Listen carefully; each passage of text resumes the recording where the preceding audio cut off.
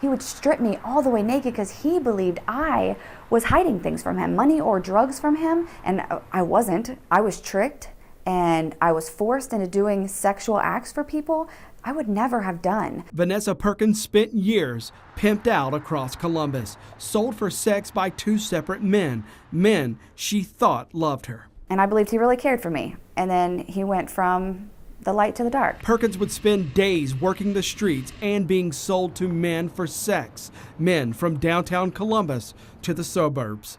That all changed around 2010 when Vanessa Perkins landed in jail, facing another charge of soliciting for prostitution. She was, as she told us, at the lowest point in her life, a life she wanted to end. Suicide became a very real option for me. I actually tried to put too much heroin in the needle so that I wouldn't wake up, and I did, and I kept waking up, and I would be so mad at God for that. Like, why am I still here? I don't want to be here. Perkins isn't alone. Police records show 1,000 prostitutes are locked up in Columbus each year. Of those, nearly every one is being trafficked by a pimp, sold for sex. The ladies would come through, I'd give them a jail sentence, and 3, 4, 5 months later, I'd see them come back again and again and again.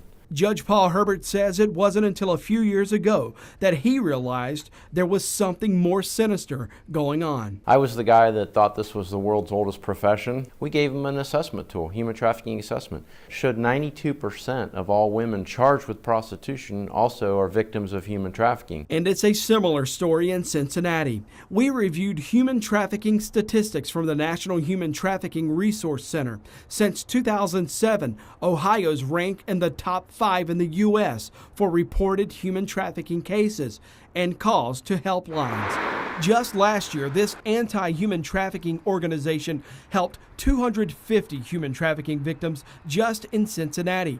Statewide, Ohio has the 4th highest number of cases in the nation. You see a girl out there on the corner, you think, no, she's out there by herself, but no, she's being monitored, pimped out, sold to the highest bidder, just anything that you can name. We'll call this woman Caroline. She was trafficked in Cincinnati for more than a decade, forced, she says, to service men in downtown parking lots, apartments, and hotels. She got out about a decade ago, but says there are still women in the Queen City enslaved in the sex trade. Did you keep the money you earned? Oh, no. You know, just basically you were shook down into everything, every dime was taken from you. In the last 18 months, Cincinnati's seen 2 high-profile sex trafficking cases. Last March, in Hamilton County's first human trafficking prosecution, investigators say this woman pimped an 11-year-old girl out to her heroin dealer in exchange for drugs. And a couple of months before that, the feds busted Christopher Heisel, charging him with locking 12 women inside this Avondale home, driving them to meet customers inside this Louisville motel. For many trafficking victims, they never find their way to recovery. Fortunately, that's not the case with Vanessa Perkins.